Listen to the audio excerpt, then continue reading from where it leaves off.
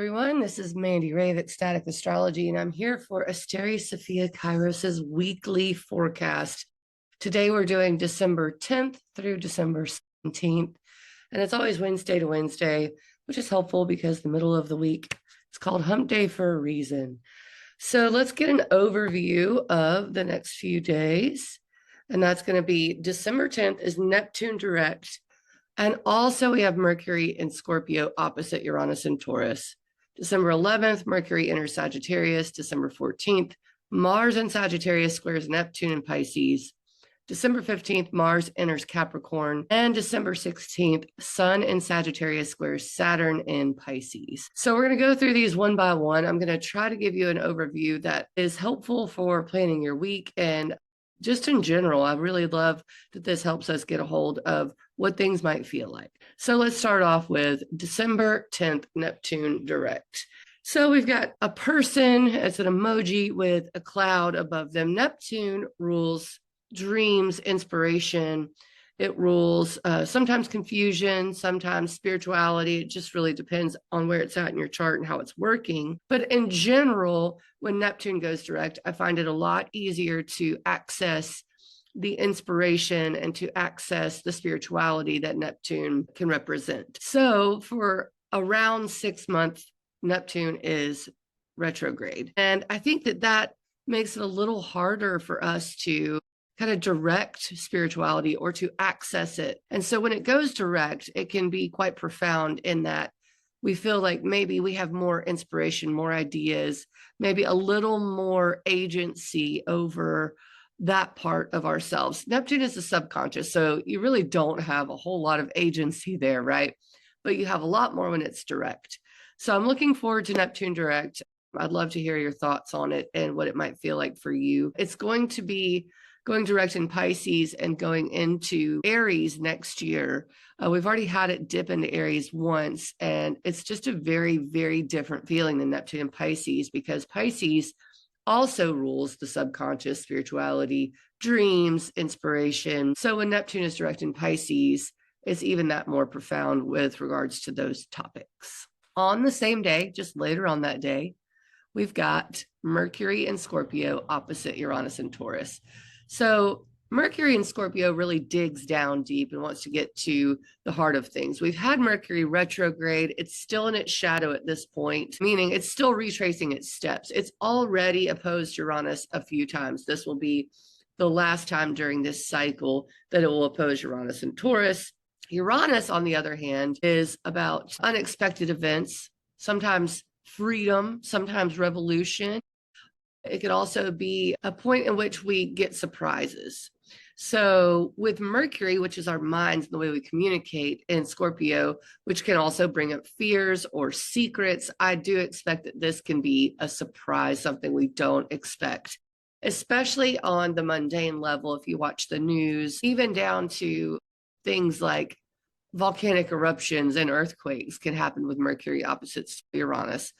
So Uranus in Taurus is about kind of shaking up our value system, what really matters to us. And on a macro scale, it can also be even economics and supply chain issues, right? So I do expect this news day to be super interesting. But with regards to our own lives, the micro, I would suggest that you keep an open mind that day. There could be ideas that are out of the box, which is why I have a light bulb coming out of a box. But also unexpected news or information could pop up this day. So it's really a whole lot easier when we keep an open mind and almost expect the unexpected in order to, I guess, be prepared for it. You know, you can't really prepare for unexpected events, but we can keep an open mind and decide we're going to surf the waves instead of fight them. All right, then we've got December 11th, which is Thursday, Mercury enters Sagittarius.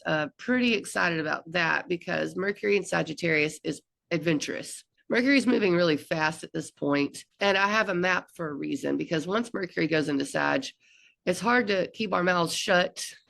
Sagittarius is quite an open and optimistic sign.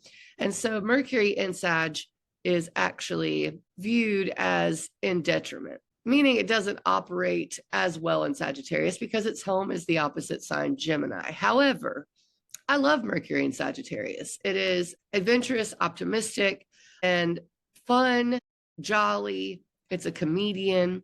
So I look forward to Mercury in Sagittarius. It's also my own Mercury sign. And it's something that we do have to watch out for, though, because we might say too much, we might do too much. But in general, it's going to be a whole lot more jolly than Mercury in Scorpio. It's still in its shadow till the middle of the month. So we're still retracing steps. It's been in Sagittarius already. It decided to go retrograde. So this is not new territory for Mercury right now, but it does have us thinking about our philosophies, what the world means to us, where we want to go, what we want to do. And of course, we've got Venus, the Sun, and Mars there in Sagittarius as well. Mars is getting ready to leave. So this is a lot of buildup in Sagittarius, which is social. It wants to have fun. It wants to I guess adventure is my favorite word, but tell stories. So this day I'm really looking forward to, but yeah, you might want to mind your words. All right, December 14th, Mars in Sagittarius. It squares, here we go, Neptune in Pisces. So Mars in Sagittarius is also one of these transits that is adventurous, that wants to go, go, go, do. But when it squares Neptune, it's a little confused. And of course, it's doing it at what's called the anaretic degree. That's 29 degrees.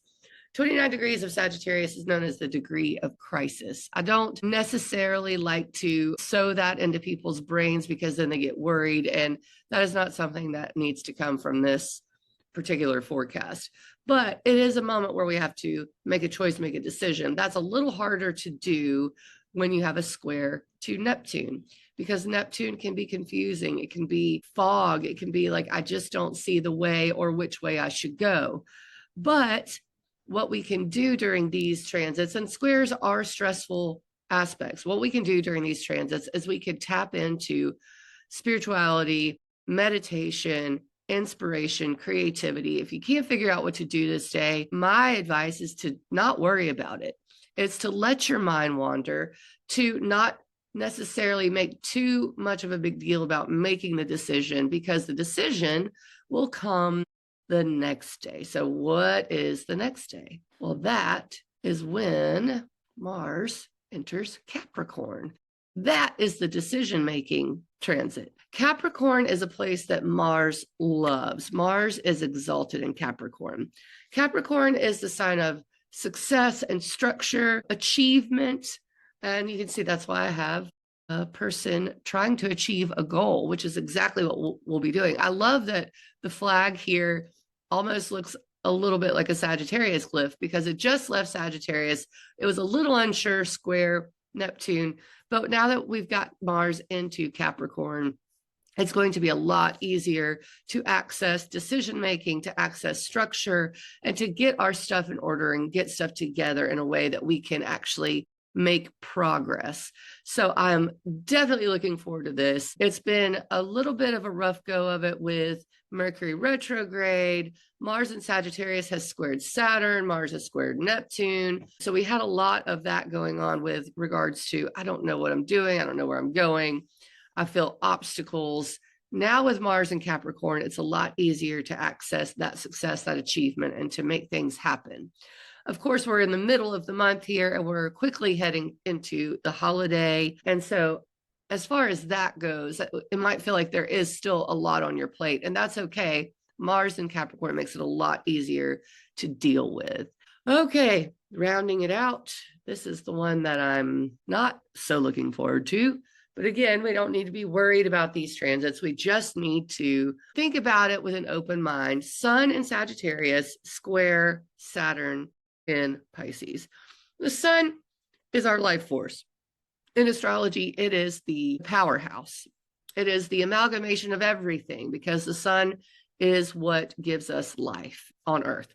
So when it comes to the sun squaring Saturn, Saturn is a bit of a wall, a bit of a hiccup.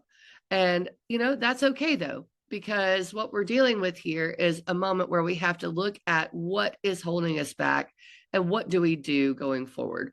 The good thing about this, though, is that Saturn rules Capricorn, and currently Mars is in Saturn's sign. So there is something to draw on here that we can go, it may be hard, but I can do it. So if you feel like things are a little nerve-wracking on December 16th, that's not just you. That is the vibes, okay? So Sun square Saturn, pretty quick transit, lasts a day.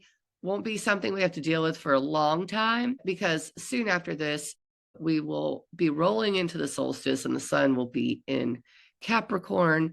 And then we can actually get more things done. So I know that this one is probably the least favorite of the week for me, but don't let it color your whole week. This is just something that we are dealing with because you know what? We had Mars square Saturn before this. We'll have Venus square Saturn after this. There are some moments that we're going to come up against some obstacles, and that's okay. Life is about obstacles, and squares move things forward. Squares are stressful aspects, but without squares, we don't get stuff done. All right, that rounds out the week, and I'm looking forward to it. There's some fun things. Mercury and Sag is going to be fun, and here we are. Actually, this is when Mercury leaves its shadow on the 16th. So again, while we're dealing with maybe this one stressful aspect, we have good things to draw on. And I'll be back next week for December 17th through 24th for Asteria Sophia Kairos. My name is Mandi Rae, and I'm with Ecstatic Astrology. You can find me at ecstaticastrology.com. Please visit asteriasophia.substack.com and give us a follow there. We are a collective of wonderful astrologers, and I look forward to being back next week.